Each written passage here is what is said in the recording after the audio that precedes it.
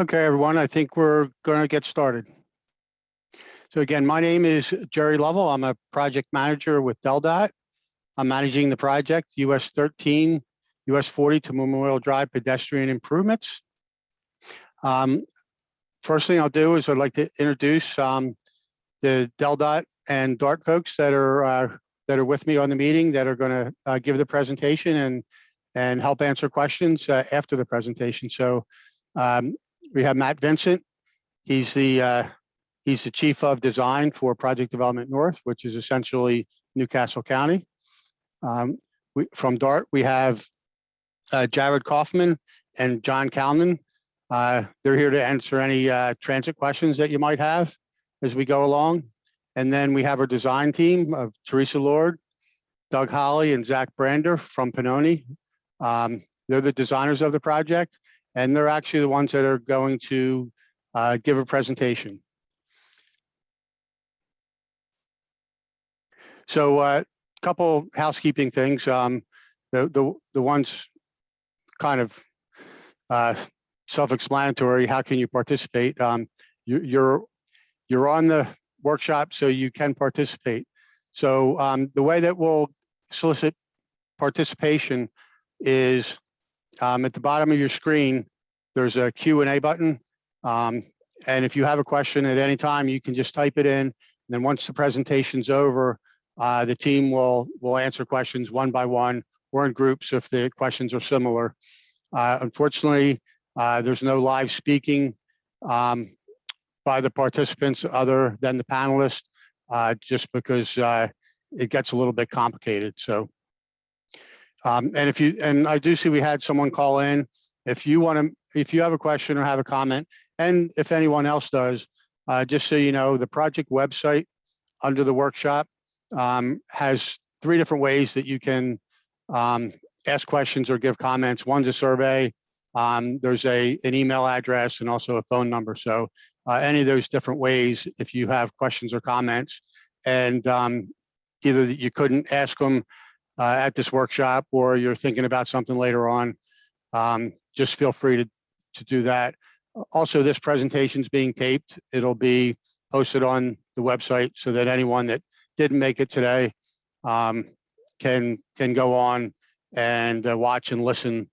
And also, we'll put a summary at the end of the comment period on, so everyone will have a summary of the comments, questions, and answers. Unfortunately, the weather's just too nice outside for a lot of attendees, but for the ones that are here, we really appreciate it. Thank you. So, we always start out our presentations with DelDOT's mission statement, and that's excellence in transportation, every trip, every mode, every dollar, and every one. And that's really what we're trying to do with this corridor and with the series of projects that we have done and we're working on for the corridor. So you heard me enough, so I'm gonna turn it over to Doug Holly, and he's going to give you a relatively short 15 minutes or so presentation along with his colleagues. And after that, we'll start answering questions that come in. Yeah. Take it away, Doug. Thank you very much, Jerry. So like Jerry said, I'm Doug Holly. I'm with Pannoni Associates. We're the design consultant representing DelDOT on this project. On the screen right now is the agenda for tonight. Going through the items I have here, first will be the pedestrian crashes within the corridor. And now when I say corridor, I mean between the 1340 split all the way up to 495 to the north. As a result of those pedestrian crashes, I'll present some corridor-wide proposed improvements we have. And then I'll transition to the first project in the corridor, which is the median treatments project. We'll be running either a steel fence or a concrete barrier up the middle of the US13 corridor. And as a result, we will be closing several median crossovers throughout the area. In addition to those crossover closures, we'll be modifying Hazeldell Avenue to emergency or authorized use only. And then I'll transition to the paving and pedestrian improvements project, which is the second project we'll be talking about tonight. And then we'll conclude with the DART and transit improvements throughout the corridor as well. So the first topic is the why we're out here doing improvements today.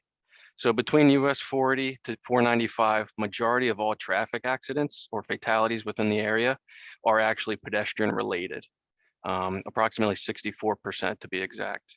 On the left-hand side, you'll see Newcastle County, and it's a heat map of pedestrian accidents in the area. Zooming in closer to our particular corridor, between 40 and 495 in the middle of the screen here, you can see a few hot spots such as the US 40 split, Wilmington Manor area, as well as Minquadale area as well. So those are the focus areas that we'll be talking about tonight.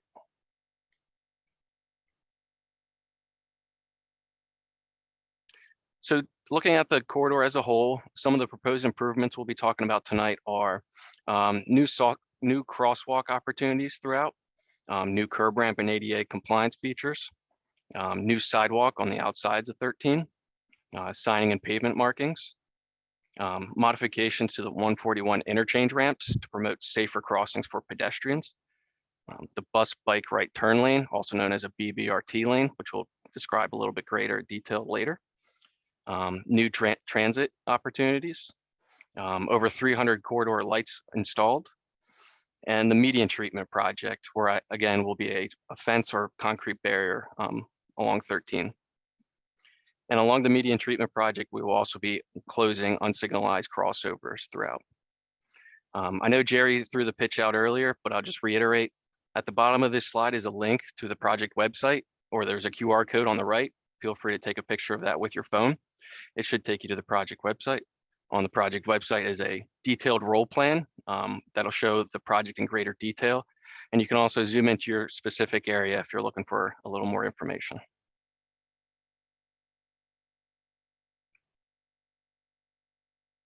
So looking at 13 as a corridor, starting from north to south, so right-hand side of the sheet here, that's the city limits of Wilmington there. For those who might be familiar with the Christiana River Bridge Approaches project, that has been recently wrapped up there. The orange on this screen are future or planned projects or potentially developer projects. Working south to the first green project is the pavement and rehab project. That is also wrapping up construction. You may have noticed new sidewalk and signals north of Bolden Boulevard to 495. In addition, we also did corridor-wide lighting throughout the corridor, approximately 350 new luminaires installed to promote better and safer pedestrian crossings, as well as safer vehicular travel. The focus of tonight is going to be in the blue area here. Like I said before, there's two projects we're going to be talking about, the median projects, and then the paving and pedestrian improvements projects.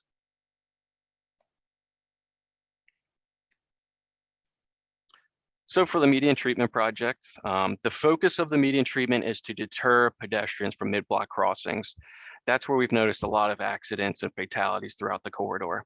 We're hoping installing this new pedestrian deterrent will promote crossings at the signalized intersections where they can be a little safer.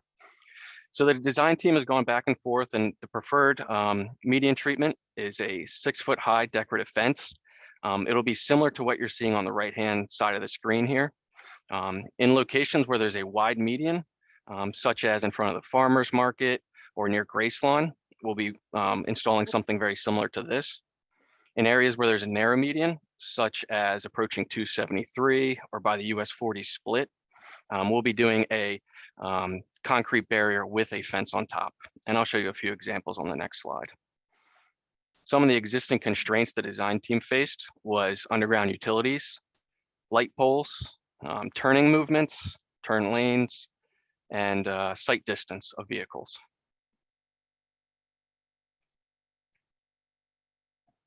So here you can see two examples of what the design team's envisioning for the corridor. On the left-hand side is a concrete barrier with a fence on top. Again, this will be locations with a narrow median, such as approaching 273. And then on the right-hand side is a decorative fence. This is a rendering actually of US 13 and what we're envisioning out there. This will be close to areas where there's a wide median, such as the farmer's market and Gracelawn area.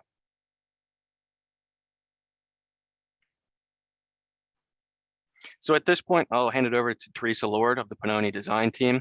She's one of the traffic experts here at Pannoni, and she'll talk about the median crossover closures in a little more detail. Thank you, Doug. So as Doug mentioned, as part of this median tree project, we are installing the fencing option or the barrier with fence to deter pedestrian mid-block crossings and kind of direct them towards the signalized crossings. Also, in conjunction with that, we are also proposing to close some of the unsignalized crossovers on the corridor to again remove those opportunities for pedestrians to cross mid-block. So between US 40 and 495, we're proposing to close 6 crossovers. There's 2 north of School Lane, one serving southbound movements, one serving northbound. The crossover at Franklin, which has southbound and northbound movements. The crossover north of Bacon and Bolden, the crossover at Lovelace, and the crossover just south of Willdale, which is also just north of the new Grace Lawn signal. So when mentioned, we are closing these 6 crossovers, but there are a few crossovers that are remaining to be open. One being the crossover that serves the farmers market just north of 273. And then there are 3 emergency access crossovers that are also proposed to remain open. There's one just south of 141. There is one just north of Lincoln, which serves the fire department there. And then the public safety exiting movement just south of Hazeldell. We're proposing to keep those 3 emergency use access crossovers and then the one public one at the farmers market open as part of this project. When we evaluate the crossovers to be closed, we looked at multiple factors, which are listed on the right here, looking at traffic operation, safety of vehicles and pedestrians, emergency access, transit, school access, the pedestrian activity, whether or not there's generators on either side of the road that promote or encourage kind of pedestrians to do those unsafe mid-block crossings. So as I mentioned before, we are closing 6 crossovers. These next few slides kind of give you renderings of what it's going to look like in those areas. So on the top here, you have the 2 crossovers just north of School Lane that we are proposing to close. And on the bottom, you can see that we are removing that pavement, kind of installing, planting some grass, and we have the alignment of the proposed median treatment. For vehicles that currently use these 2 crossovers, there are multiple ways that they could still kind of continue those movements. You could either use School Lane just to the south to either turn left on the School Lane or U-turn to get to those businesses on the east side of 13.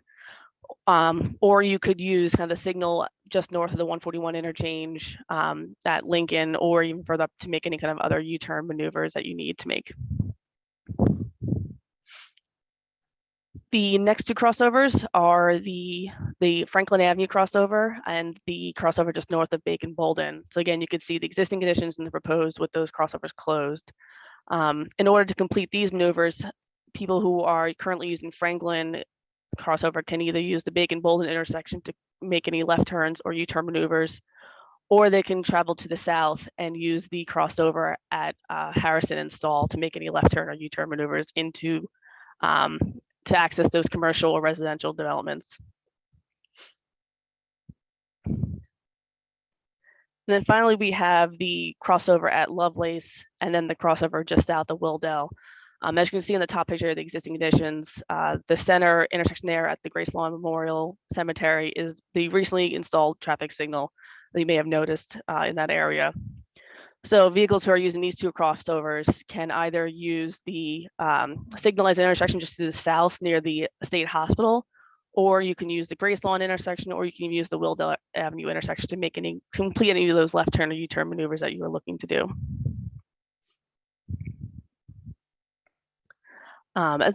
As Doug mentioned earlier, and as I also mentioned, the existing crossover at Hazeldell Avenue, which serves public use as well as emergency use, was actually proposed to be converted to be emergency use or authorized use only. So you can see in the graphic on the right, it's kind of a conceptual rendering of what we're proposing to do. We're going to be narrowing the width of the crossover, upgrading the signal equipment to be mast arms and new signal heads. And this crossover now is only going to be able to be accessed by fire companies, the police, and anything emergency-wise. We have held multiple meetings in the past with state legislators, with Mankato Fire Company, to discuss the operations of this crossover and how we can best serve them and help them out with kind of these modifications. So with these, again, we're proposing to be emergency access only. kind of reduces the impacts, the issues, the safety issues that currently are happening at this intersection here. So we're hoping to be able to improve the safety of this area. But people who currently use this crossover can now use Memorial Drive to the north or the Hazeldell Avenue to the south to complete any of those turning movements that they are doing today. So I'm going to pass it back to Doug to continue us here. Yeah, thanks, Teresa. So as far as project schedule for the US13 medians treatment project, which again is between the US40 split all the way up to 495 to the north. Right now we're planning a anticipated start of construction of fall of 2022, excuse me, and construction being approximately 1 year of duration. So that'll be conclusion of fall of 23. So that's just for the medians treatment project. Now transitioning to the paving and pedestrian improvement project, which we'll get into more detail, that will be following this project. So I touched on this earlier. So the US13 medians project is concerned with the median of US13, but we are also doing improvements to the outside limits of 13, such as new crosswalks and signal improvements, new sidewalk links along 13. We are modifying the geometry to the 141 interchange ramps to promote slower vehicle travel and safer pedestrian crossings. And then the DART bus bike right turn lane for improved transit times. So on this graphic, again, this is corridor as a whole. One of the dividing lines between the blue and the green projects is Bolden Boulevard. As I recently touched on, a project north of Bolden Boulevard has been complete, which is shown in green. And what we're talking about tonight is shown in blue to the left. A few projects that have been completed, or a new signal at Gracelawn is a new signal at Gracelawn. The blue dots indicate existing signals and existing crosswalk opportunities that we are going to improve, whether it's new signing and striping or new crosswalks entirely. And Quigley Boulevard will be a new signalized intersection shown in yellow on this graphic.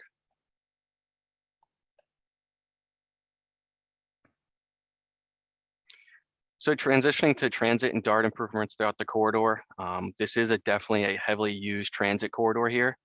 There are several routes within the project limits, again, being between US 40 split to 495. There's approximately 34 existing stops. And as part of our improvements, we will be installing 4 new ones, which I'll touch on the later slide. And we will also be installing a northbound and southbound BBRT. One also recently installed north of Bolden Boulevard in the northbound direction.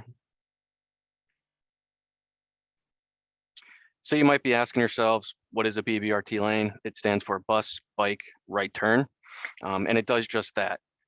Rather than a typical shoulder you see throughout many roads throughout the state, it's a multi-purpose lane that is dedicated to bus, bikes, and right turns. Some of the benefits you'd see from these are decrease in travel times from a DART standpoint. There are existing locations in Delaware that have already been implemented, one being in the 13 corridor just north of Bolden Boulevard. And then also for those familiar with SR1 near the outlets down by the beaches, there is also one there. So we will be installing one up to Bolden Boulevard in the northbound and southbound directions as part of this project. So to help give you a visualization of that situation, as I mentioned, north of Bolden Boulevard in the northbound direction has been complete, which is shown in green here. In the southbound direction, north of Bolden, it's shown in orange here, is a future project anticipated to install a BBRT. The project limits we're discussing tonight, shown in blue here, we are proposing a northbound and southbound BBRT. Also on this graphic, you can see the new DART bus stops we're installing. Approximately 2 at the US 40 split and 2 at the farmers market.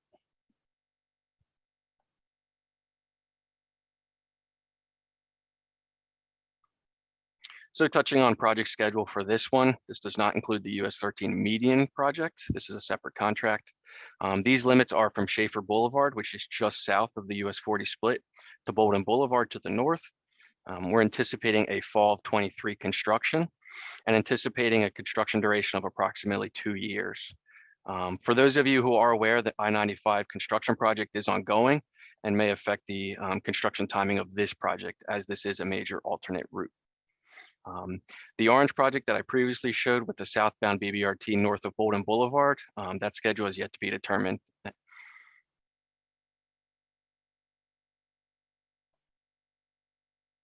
Again, I'll just give you another pitch here of the project website DOT has established. There's the URL at the top of the slide, where there's also a QR code you can use your phone to scan.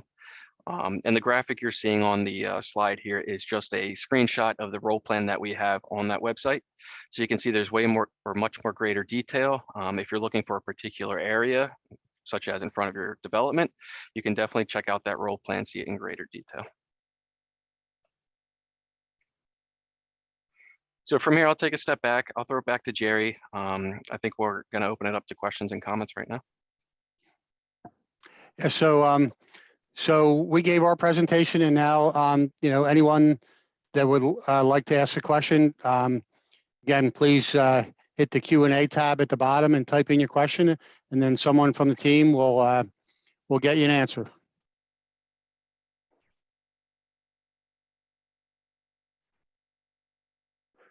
As we're waiting, just so everyone knows, for anyone that's on with us now, or anyone, if you have friends or neighbors, they can go on the website, they can watch a copy of this, and they can submit their comments and give feedback directly through the workshop website.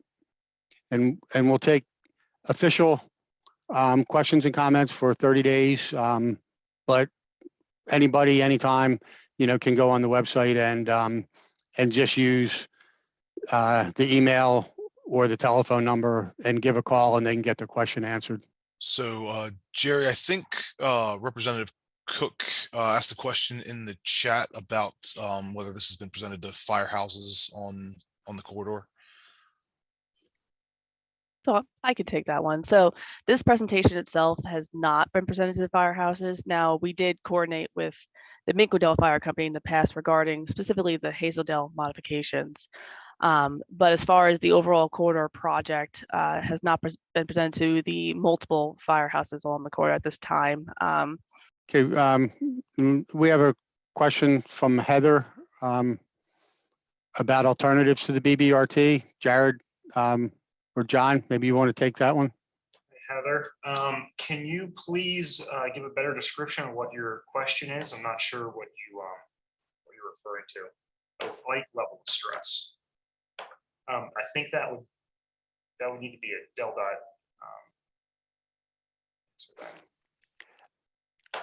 Dot. Heather's referring to bike level of traffic stress, and with this project and knowing the corridor, having the sidewalk completed, for the full length in each direction, we think that's a much better and lower stress ride for bicyclists. In addition, we don't really observe too many bicyclists along the corridor, but we would expect that the bicyclist would use the sidewalks primarily. I do want to note that if someone is riding their bike, they can put their bike on the bus if they're riding pretty far down 13. So if they're comfortable, they can get on the bus and put their bike on the front of the bus. They don't have to ride down 13 on their bike. I got a question from Representative Cook about there's some lighting around Memorial Drive that's not lit. We are aware of that problem, Sarah. We've been, along with our construction folks, we've been trying real hard to fix it. One of the issues is one of the cabinets for the lighting near Memorial was hit, and it needs to be replaced, and our maintenance folks are working on that. I think other than that, we have almost all of them lit, and Delmarva may have one or two, but they're close also. Representative Cook, if Zoom worked for me, I just activated your microphone, so you can go ahead and speak if you want to. Yes, can you hear me? Yes, sir. Okay, since the last time we had this presentation, and I've been on all of them so far, it was a look into it reference to the lighting. The lighting is up, and it's been longer than a couple months. It's been a long time. They've been up, they've been fixed. I mean, they're up reference to the project that you just got done doing in my district there on that corridor, but the lights haven't been on because of some Delmarva thing. I just want somebody to call me so we can try to solve that problem, because it wasn't just because of a box that got hit. It hasn't been on.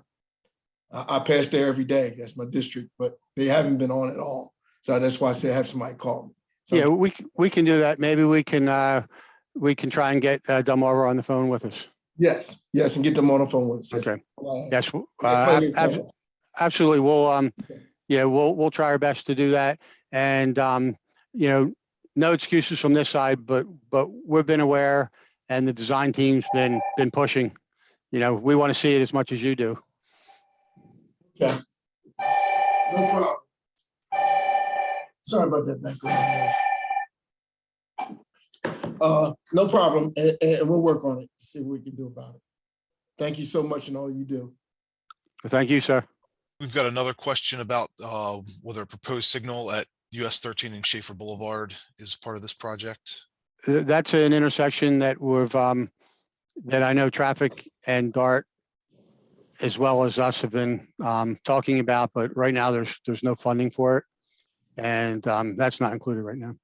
So I think, in spite of our great presentation, that we were kind of trumped by the weather.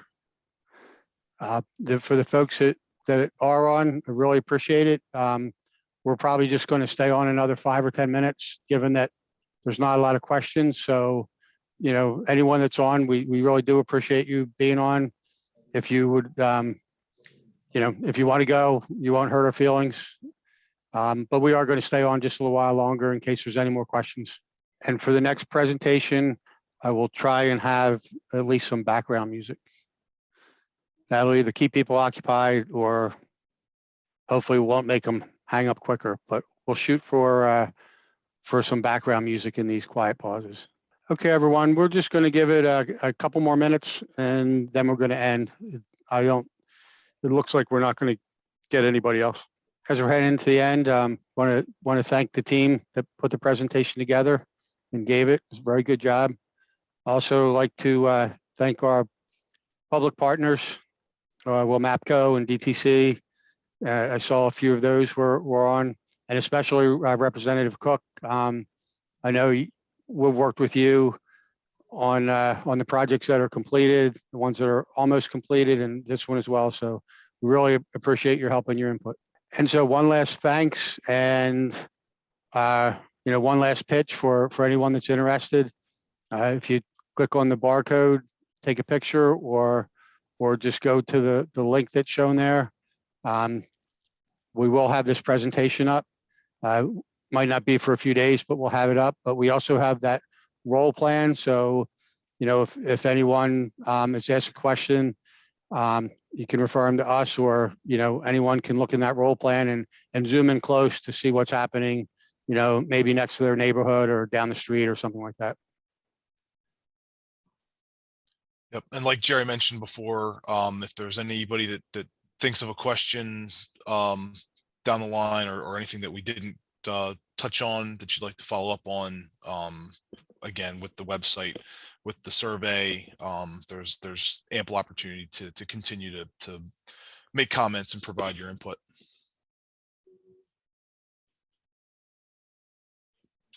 Okay, well, hope everyone has a chance to get out and enjoy the great weather. So and thanks for coming, and we're going to end it now.